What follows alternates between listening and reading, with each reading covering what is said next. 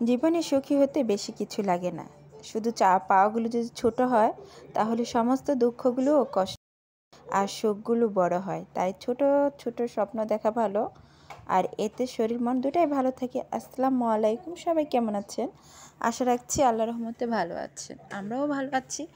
আজকে আমি চলে আসছি জাস্ট ওই যে ব্রয়লার মুরগির চামড়া, তারপর পা ইত্যাদি যে আমরা ফেলে দেই অনেক সময়, ওগুলো না ফেলে ওগুলো দিয়ে একটা সুন্দর মজাদার একটা রান্না তৈরি করা যায়। আর এটা কিন্তু রুটি দিয়ে খেতে অনেক ভালো লাগে।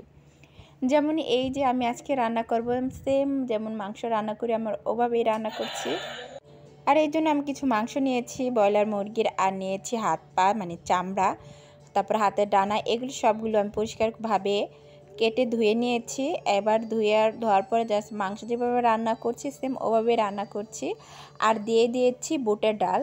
আর এই বুটের ডালটা আমি কিছুক্ষণ ভিজিয়ে রেখেছিলাম, মানে 20-25 মিনিট।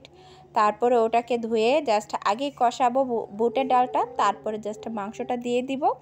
দেওয়ার পরে ওটা অনেকক্ষণ কষাবো, যেমন 10-15 মিনিটের উপরে কষানোর পরে দিয়ে দিব আলু পরিমাণ মতো। আলু দেওয়ার পরে আবার কষাবো 5-10 মিনিট। তারপর কষানোর পরে জাস্ট একটু পরিমাণ মতো পানি দিয়ে দিব সিদ্ধ হওয়ার জন্য। তারপরে দিয়ে দিব, আমি কিছুক্ষণ রেখে দিব চুলায়। 10 মিনিট বা 15 মিনিট রান্না করলে দেখা যাবে কি ডালটা সিদ্ধ হয়ে আসছে আর মাংসগুলোও হয়ে গিয়েছে। মাংসগুলো কিন্তু কষানোর অবস্থায় হয়ে গিয়েছিল। আর এই দেখুন আজকে রান্নাটা প্রায় কি সুন্দর হয়েছে। আর এটা কিন্তু রুটি দিয়ে খেতে অনেক ভালো লাগে সকালের নাস্তায়। আর তারপর আমি করেছিলাম বিকালে নাস্তা করেছিলাম ছোলা।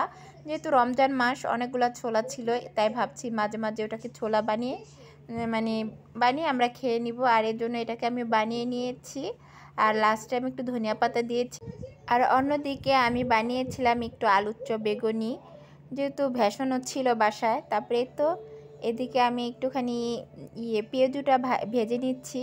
আর ডাল ছিল, রমজান শেষ হওয়ার পর দেখা যায় কি অনেক সময় রমজানের জিনিসপত্র সব থেকে যায়, তাই ভাবলাম যেহেতু রোজা চলে গিয়েছে সেম ওভাবে আবার বানিয়ে খাবো। তাই যেমন ভাবনা তেমন কাজ, তাই ইফতারের মধ্যে যা যা করি তাই সবগুলো করে নিচ্ছি।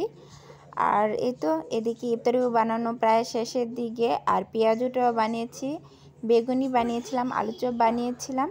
আর এইগুলো এবার দেওয়ার পরে জাস্ট আমি কিছুক্ষণ উল্টাপাল্টা করে সুন্দরভাবে তুলে নিব। তুলে নেওয়ার পরে এই দেখুন পরের দিন সকালবেলা আমি রুটি বানাচ্ছিলাম বাচ্চাদের টিফিনের জন্য। আর যেহেতু কালকের বাসি তরকারি ছিল ওই তরকারিটাই দিয়েছিলাম। আর এই তো রুটি বানানো শেষ, আর একটু ডিম ভেজে দিয়েছিলাম আর দিয়েছিলাম ওই বাসি তরকারিটা। আর যারা আমি এত সুন্দর করে বয়স দিতে পারি না, আর যারা আমার ভিডিওটা দেখেন প্লিজ মাইন্ড করবেন না।